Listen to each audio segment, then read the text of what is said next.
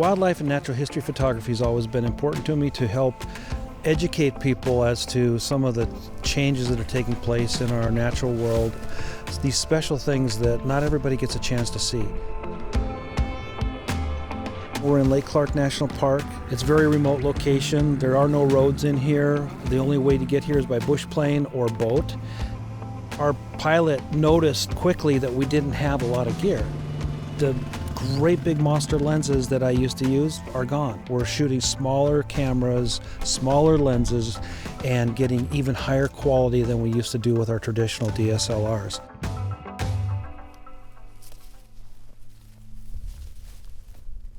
One of the things that's so important when you're working around wild animals is to make sure that you give them their space. It's super important to be back and use telephotos and keep your distance. I'm using the GH5 with a 12 to 60 millimeter and a GH5 with a 100 to 400.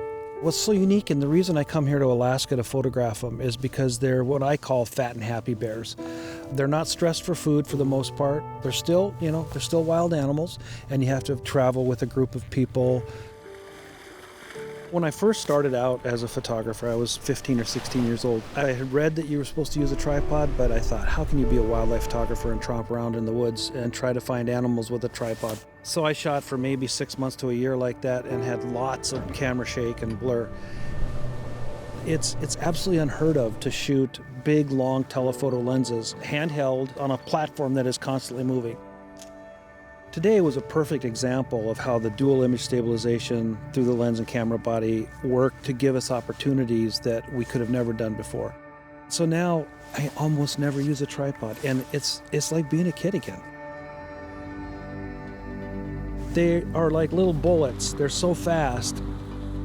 We did see a few puffins. They come diving into their dens. They're not graceful, they make hard landings, and they're actually quite comical to watch. When they come flying by, you have to be so quick to get on them, focus with them, and stay on them, and get a sharp picture.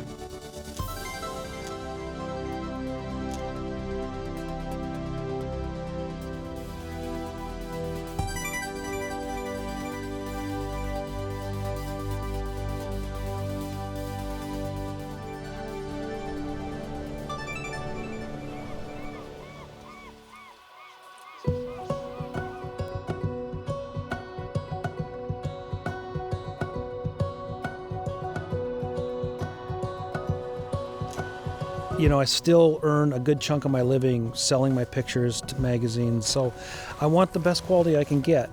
People want to see the detail in the fur. They want to see the eyes of the animal. They want to see these little gnats that are flying in front of us that are really bad this year.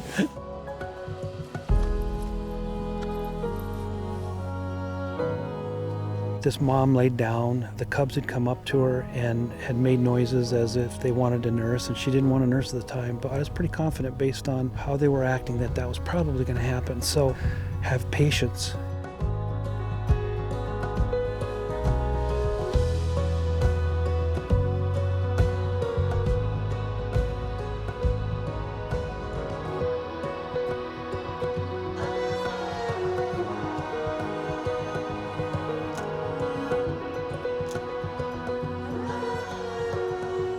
Yeah, it's been a very successful trip and we've had a lot of fun.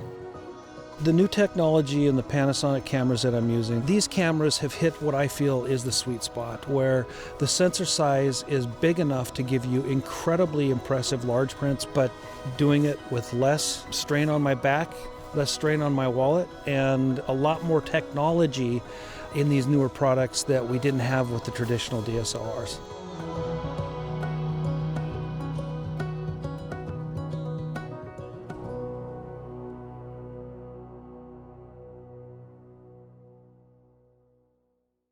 Panasonic.